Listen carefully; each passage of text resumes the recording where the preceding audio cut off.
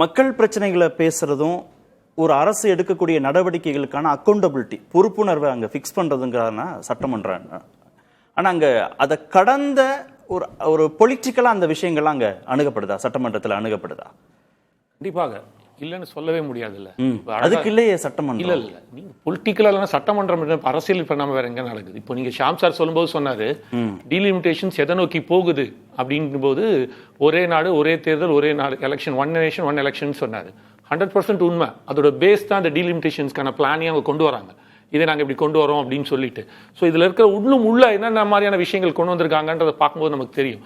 இந்த ப்ராப்ளம் இங்கே என்ன அப்படின்னு பார்த்தீங்கன்னா, நீங்கள் அனைத்து கட்சி கூட்டம் கூட்டவில்லை, அனைத்து கட்சி கூட்டம் இல்லை அப்படின்னு கேட்குறீங்களா? எதற்கு கூட்டணும் அப்படின்ற ஒரு பாயிண்ட் வந்து கேள்வியாக வைக்கிறாங்க. அது வந்து அது யார் முதலமைச்சரே இருக்கிறாரு, யார் முடிவெடுப்பு சொல்றாரு. இல்லை, அதுதான் சொல்ல வரேன். அவர் என்ன தெளிவுபடுத்துறாரு அப்படின்னா, முதல் கூட்டத்திலேயே எல்லா அந்த தாவேகா சைட்லன்னு சொல்லும்போதே சொல்லிட்டாங்க, முதல் கூட்டத்திலேயே சட்டசபையிலேயே ஒரு மனதாக தீர்மானம் நிறைவேற்றியாச்சு. மேகதாது அணை கட்டுறத பிளான் கிடையாது, எல்லாருமே எதிர்க்கிறோம், ஒட்டுமொத்த தமிழகம் எதிர்க்கிறோன்றது வந்துருச்சு. இப்ப கூட்டி என்ன பேச போறோம்?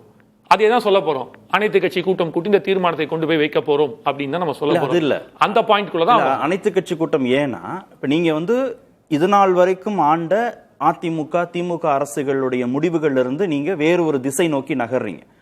உச்சநீதிமன்ற தீர்ப்பை ஏத்துக்கிறோம், காவிரி நடுவர் மன்ற தீர்ப்பை ஏத்துக்கிறோம் அப்படிங்கறதான் இறுதி நிலைப்பாடாக அதிமுகவும் திமுகவும் முடிவு செய்து விட்ட பிறகு பேச்சுவார்த்தைன்னு ஒரு புதிய பாதையை ஏற்கனவே கடைபிடித்த ஒரு நடைமுறையை திரு விஜய் கடைபிடிக்க எத்தனிக்கிற போது அந்த முடிவு சரிதானா, அந்த முடிவு பயன் தருமா, அந்த முடிவில் பின்னடைவை சந்தித்தால் என்ன அப்படிங்கிறத ஒரு ஒருமித்த கருத்தோடு தானே நீங்க இந்த மாநிலத்தை விட்டு பயணிச்சு போய் நீங்க செய்ய முடியும். ஒரு தனிப்பட்ட விவகாரத்திற்காக அவர் கர்நாடகா போலயே. அப்ப ஏன் அனைத்து கட்சி என்னோட கேள்வி ரொம்ப சிம்பிள். சட்டமன்ற கூட்டத்திலேயே ஒருமித்த கருத்தாக அனைவரும் எதிர்க்கிறோம் இதுக்கு வந்தாச்சு. மேகதாது எதிர்க்கிறோங்கிறது ஒருமித்த கருத்து, பேச்சுவார்த்தைங்கிறது தனிப்பட்ட முடிவால. அனைத்து கட்சி கூட்டத்தில் பேச போகிற ஒரு விஷயம் சட்டமன்றத்திலே பேசி நிறைவேற்றியாச்சு. அபிஷியலாவே நீங்க ரெண்டும் வேற வேற. இல்ல நான் சொல்ல வரேன், அதுதான் சார் சொல்ல வரேன். ஒரு நொடி. நீங்க மேகதாது வேண்டாம் அப்படிங்கிறது ஒருமித்த கருத்து. காவிரி விவகாரத்துல உச்சநீதிமன்றம் பிறப்பித்த காவிரி நடுவர் மன்றம் பிறப்பித்த இறுதி உத்தரவை ஏத்துக்கிறதுங்கிறது ஒருமித்த கருத்து. நம்ம பேசிட்டு இருக்கிறது அது இல்ல. இல்ல நீங்க காவிரி விவகாரம் தானே சார் கேக்குறீங்க? இல்ல அதுல அதான் இது இல்ல பேசுறது. நம்ம அது இல்ல ஒருமித்த கருத்தை சட்டமன்றத்துல எல்லாரும் கூடி எடுத்தாச்சு. தமிழ்நாடு முழுவதும் இருக்கக்கூடிய மக்கள் அந்த ஒரு புள்ளியில தான் நிக்கிறாங்க. தண்ணி தராத கர்நாடகாவோடு பேச்சுவார்த்தைங்கிற ஒரு புதிய பாதையை கொள்கை முடிவாக தாவேக அரசு எடுக்கிற போது அதற்கான ஒப்புதலை ஒரு ஒருமித்த கருத்தை அனைத்து கட்சி கூட்டத்தின் மூலமாக மக்கள் பிரதிநிதிகள் மூலமாக தானே நீங்க பெற முடியும், அமைப்புகள் மூலமாக தானே பெற முடியும். அந்த ஒப்புதல் எடுக்கலாமா வேண்டாமா, பயன் தருமா தராதா, பின்னடைவை தருமா தராதா, பின்னடைவை தந்தா என்ன செய்ய போறோம், இல்ல ஒரு முறை பேசி பார்க்கலாமா, இல்ல இந்த முறையே வேண்டாமாங்கிற கருத்தை தாவேக அரசுடைய முடிவாக எப்படி எடுக்க முடியும்னு கேக்குறாங்க. மாநில மக்களின் முடிவாக தானே எடுக்க முடியும். இங்க அதுவே ரெண்டு விதமா இருக்குல்ல. இப்ப ஒருத்தர் போலான்றாரு, ஒரு கட்சி போக கூடாதுன்னு சொல்றாரு. இப்ப அந்த எண்ட் பாயிண்ட் இல்ல இங்க அதுதான் சொல்ல வரேன். இப்ப அந்த எண்ட் பாயிண்ட் யாரு சோல் அத்தாரிட்டியா யாருன்னு பார்க்கும்போது முதலமைச்சரின் முடிவு என்ன அப்படின்னு தானே எல்லாருமே பாக்குறாங்க.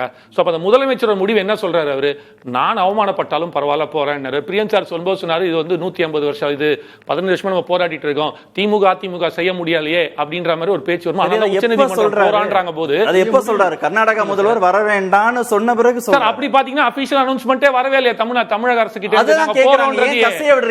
இல்ல இல்ல சார், அது எதிர்க்கட்சி தலைவர் திரு உதயநிதி கேட்கிறாரு, எங்களுக்கு வரக்கூடிய எல்லா செய்திகளுமே தகவலா வருது, கசிய விடுறாங்க, எங்களுக்கு ஆதாரப்பூர்வமாக அபிஷியலாவா உங்களுக்கு சிஎம்ஓல இருந்து இது சீஃப் மினிஸ்டர் ஆபீஸ்ல இருந்து வராத போது அதை நீங்க பேசணும்ன்ற அவசியமே கிடையாது. அமைச்சர் தானே சொல்றாரு. அதுதான் சார் சொல்ல வரேன். அமைச்சர் தானே சார் சொல்றாரு. Correct sir. அடுத்த அமைச்சர் இல்லன்னு சொல்றாரு இல்ல. சோ அவங்களுக்கே இன்ஃபர்மேஷன்ஸ் அப்படிதான் தெரிய வருதுன்ற போது அப்ப நீங்க ஃபாலோ பண்ண வேண்டியது யாரு? நீங்க எதிர்க்கட்சி தலைவர் சிஎம் ஆபீஸ்ல இருந்து வந்துச்சு. இல்ல நீங்க இந்த வாதத்துக்கு வைக்கும்போது அப்படி மாறுபட்ட தகவல்களை அமைச்சர்கள் சொல்றதுல பிரச்சனையா? அதை புரிந்து கொள்ளக்கூடிய இங்க எப்படி வந்திருக்கும்னா, போகலாம் பேசி பார்ப்போம் ஒருவேளை கிடைச்சதுன்னா. ஏன்னா காவிரி ஆணையம் சொல்லியாச்சு 4 டிஎம்சி தண்ணி நீங்க கொடுத்தாகணும் சொல்லுது. 3500 கியூசெக்ஸ் 15 நாளைக்கு கொடுக்க மறுக்குது. இப்ப இங்க எப்படி ஒரு பாயிண்ட்ல வந்து நிக்குது அப்படின்னு பாத்தீங்கன்னா, ஓவரா மழை பெஞ்சாலும் பாதிக்கப்படுறது தமிழகம், வறட்சினாலும் பாதிக்கப்படுறது தமிழகம். இது ஏத்துக்குள்ள ஒரு விஷயமா கிடையாதுல்ல. உரிமைக்காக நம்ம நிக்கிறோம்ல, அது நமக்கு நீ அப்படி பண்ணக்கூடாதுல்ல. இப்ப நீங்க தண்ணீர் வருது நீங்க பாத்தீங்க அப்படின்னா, வர தண்ணியுமே பாத்தீங்கன்னா ஃபுல்லா வந்து கழிவு நீர் வர மாதிரி தான் வந்துட்டு இருக்கிற மாதிரி ஒரு பாயிண்ட் இருக்கு. அதுதான் இப்போ இப்போ நான் சொல்ல வரேன், இப்போ நடந்தால் மாற்றம் ஒன்றே மாறாதது. இது வரைக்கும் நீங்க போய் ட்ரை பண்ணி நடக்கல. ஒருவேளை விஜய் நான் போய் பேசி நடந்துருச்சுன்னா அதுல எந்த ஒரு இதுவும் இல்லையே சார். நீங்க இருங்க, நீங்க அதான் சொல்ல வர. இப்ப சொல்லும்போது திமுக செய்யாத என்ன செய்ய முடியும்? இப்ப ஏன் மாத்துக்குன்னா சார் மாறி இருக்கு. இன்னைக்கு தாவேகா எப்படி செய்ய போறாங்கன்றத பார்க்கணும். ஆட்சி இந்த 2 கட்சி செய்ய முடியலன்றதுக்காக தாவேகா செய்ய முடியாது, நம்ம எடுக்க முடியலன்றது பிரச்சனை இல்ல. நீங்க கொள்கை முடிவு எடுப்பதற்கு முன்பாக ஒரு ஒருமித்த கருத்தை ஏற்படுத்துறீங்களா? நீங்க ஜூலை தண்ணியை வாங்குறதுக்காக ஆகஸ்டுக்கு போவீங்க, தண்ணி வந்துரும்னு வச்சுக்குவோம். ஆகஸ்ட் தண்ணியை வாங்குறதுக்காக செப்டம்பர் போவீங்களா? இல்ல சார், செப்டம்பர் மாத தண்ணியை வாங்குறதுக்கு அக்டோபர் அந்த பாயிண்ட்ல கிடையாது. இல்ல இப்போ ஒரு தடவை உட்கார்ந்து ஒரு முதலமைச்சர் 2 பேரும் பேசிட்டாங்க அப்படின்னா ஒரு சமரச பேச்சுக்கு வருவாங்கல்ல. இப்படி பண்ண வேண்டும், இது நமக்குள்ள நம்ம பண்ற வேற ஒரு விஷயமா இருக்கட்டும். ஒரு முறையும் நீங்களும் போவேனா நானும் போவேனான்னு ஒரு பேச்சுவார்த்தை நடந்திருக்கும்ல. ஏன்னா என்ன நடந்துச்சுன்னு தெரியாது. பட் ஆனா பேட்டியில பேசும்போது ஒட்டுமொத்த கிரெடிட்ல தான் மட்டும் எடுத்துக்கணும்னு பாக்குறாரு. இது அப்படி வராது இல்ல சார். ஒட்டுமொத்த கிரெடிட்ல அவர் செஞ்சாரா தமிழ்நாட்டு மக்களுக்கு தானே செய்யறாரு. அவர் வீட்டுக்காக செய்ய போறாரு. அதுதான் அனைத்து கட்சிகள் கூட்டத்தின் மூலமா அரசியல்களும் தலைவர்களுமே நீங்க எடுத்தீங்கன்னா அவர்கள் தனக்கு இப்ப டி.கே. சிவகுமார் என்ன பண்றாரு? எதுக்காக மேதாவை கட்டி ஆகணும்னு கிடைக்கிறார்? ஏன்னா அவர் தனக்கான ஒரு பெரிய ஒரு பிம்பத்தை தன் அரசியல், அதாவது ஒட்டுமொத்த கர்நாடகால தனக்கு ஒரு மிகப்பெரிய அரசியல் பிம்பத்தை, இப்படி ஒரு அரசியல் வரலாறு இல்ல அப்படின்னு பேசக்கூடிய இடத்துக்கு மாத்தணும் இன்னொரு பாயிண்ட் வர. நான் சொல்ல ஒரு விஷயம் வந்துட்டேன். சி.டி. நிர்மல்குமார் ஊடக கிட்ட பேசும்போது நாங்க 4 விதமான சொல்யூஷன்ஸ் வச்சிருக்கோம் மேகதாது அணைக்கும் காவிரிக்கும், இதை பேசி நிச்சயமாக முடிவெடுப்போம் சொல்லியிருக்காரு. மேபி அது விஷயமா கூட அங்க பேசி இருந்திருக்கலாம். அது ஏதோ ஒத்து வந்து வச்சுங்க சார். அந்த எண்ட் பாயிண்ட் நாங்க என்ன கேட்கிறோம் அப்படின்னா, விவசாயிகளுக்கு தண்ணி வரணும், பிரச்சனை இருக்கக்கூடாது. இது எப்படி பண்ணா நான் போய் நடுவர் மன்றமும் உச்சநீதிமன்றம் போய் தான் வாங்கணும்ன்ற அவசியம் இல்லை. ஏன்னா அவங்க சொல்லி அவங்க செய்யல. ஒருவேளை இப்படி கூட செஞ்சிருக்கிறதுக்கு வாய்ப்பு வந்துச்சுன்னா நடக்கட்டுமே, அதுதான் பார்க்கணும். இங்க எப்படி பண்ற இப்ப இங்க என்ன பிரச்சனைனா முதல்வருக்கு இல்ல ஈகோ வருது. இங்க ஈகோ வருது. நீங்க எல்லாரையும் கூப்பிட்டு கேட்டுட்டு தான் போகணுமே தவிர நீங்களா போய் பேசக்கூடாது. இங்க ப்ராப்ளம் அது கிடையாது. என்ன பொறுத்த மட்டும் யார் போய் பேசுறாங்கன்றது முக்கியம் இல்ல. பிரியங்க் சார் கூட போய் பேசிட்டு வரட்டும் நாளைக்கு டி.கே. சிவகுமார், எனக்கு அது பிரச்சனை கிடையாது. தண்ணி வருதா சந்தோஷம், ஷாம் சார் போட்டோம், ஓகே ஹாப்பி, யார் வேணாலும் போங்க, தண்ணி கொடுத்துருங்க எங்களுக்கு, அதுதான் தேவை. யாரும் கிரெடிட் எடுத்துங்க, தண்ணி வரணும். அதை நீங்க போக சொல்லுங்க, உதயநிதி ஸ்டாலின் போக சொல்லுங்க, எடப்பாடி ஐயா போக சொல்லுங்க, போய் பார்த்து பேசி கொண்டு தண்ணி கொடுக்க சொல்லுங்க. யார் வேணாம்னு சொல்ல போறோம்? ஒரு முறை சந்தித்த பேச்சுவார்த்தைக்கு அப்புறம் இனிமே கர்நாடகா தண்ணி தராத சிக்கலை ஏற்படுத்தாத நம்புறீங்களா? இல்ல சார், அப்படி கிடையாது. இந்த வருஷத்துக்கான இப்போ நீங்க அப்படியே பேசும்போது இப்ப பாத்தீங்கன்னா என்ன சொல்றாங்க, தண்ணி விட்டது, பிரச்சனை இல்ல, இது வரைக்கும் பிரச்சனை, இப்படிதான வருஷம் ஓடிட்டு இருக்கீங்க. கடந்த 5-7-6 வருஷமாக தண்ணி வந்ததுனால இது யாருமே பேசல. இப்ப பிரச்சனை வந்ததுனால தான் பேசுறோம். அப்ப வருமுன் காப்போன்னு இருக்குல்ல, அப்ப போன வருஷம் ஏன் பேசல, அதுக்கு முந்தின வருஷம் ஏன் பேசல, இந்த வருஷம் தான் பேசுறீங்களா? அப்ப ஒரு முறையும் பிரச்சனை வந்தாதான் பேசுறீங்கன்னா அது ஏற்றுக்கொள்ள முடியுதா? இல்ல எந்த விஷயத்திலுமே, அது டீலிமிட்டேஷனா இருக்கட்டும், காவிரி விவகாரமா இருக்கட்டும், மேகதாதுவா இருக்கட்டும், கிரெடிட் திரு விஜய்க்கு போயிடக்கூடாதுன்ற முனைப்பு எதிர்கட்சிகள்கிட்ட தெரியுதா? எதுவா இருந்தாலும் நாங்க தான் ஆண்டவர்கள், எங்களுக்கு தான் அனுபவம் இருக்கு, நீங்க எங்களோடு கலந்து ஆலோசித்து தான் முடிவெடுக்கணுங்கிற ஒரு நெருக்கடியை திரு விஜய்க்கு கொடுத்துட்டே இருக்காங்களா எதிர்கட்சி? அப்படி இல்லை சார், அவர் என்ன வேணா கிரெடிட் எடுத்துக்கிட்டோம். அவர் பண்ற சாதனைக்கு அவர் கிரெடிட் எடுத்துக்கிறதுல யாரும் தடுக்க போறது இல்லை ஆக்சுவலா.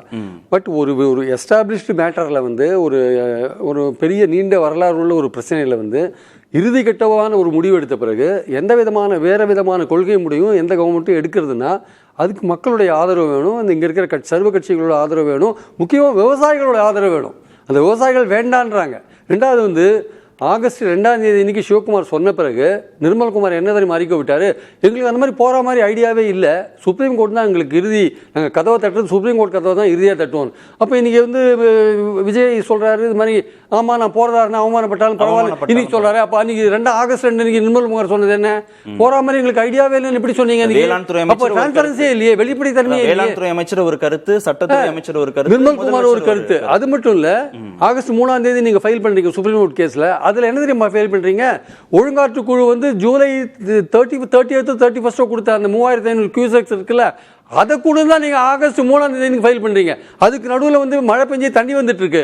எனக்கு ஜூன் ஜூலைக்கு கொடுக்க வேண்டிய மொத்தமாக 40 TMC கொடுன்னு லேட்டஸ்ட்டாக மண்டே நீங்கள் ஆகஸ்ட் 3 நீங்கள் ஃபைல் பண்ணணும். அதை விட்டுட்டு பழையபடியே 3500 கியூசெக்ஸ் கொடுன்னு ஃபைல் பண்ணால் அப்போ எந்த நிலைமையில அந்த தமிழ்நாடு கவர்மெண்ட் இருக்கு? அப்போ ஓகே.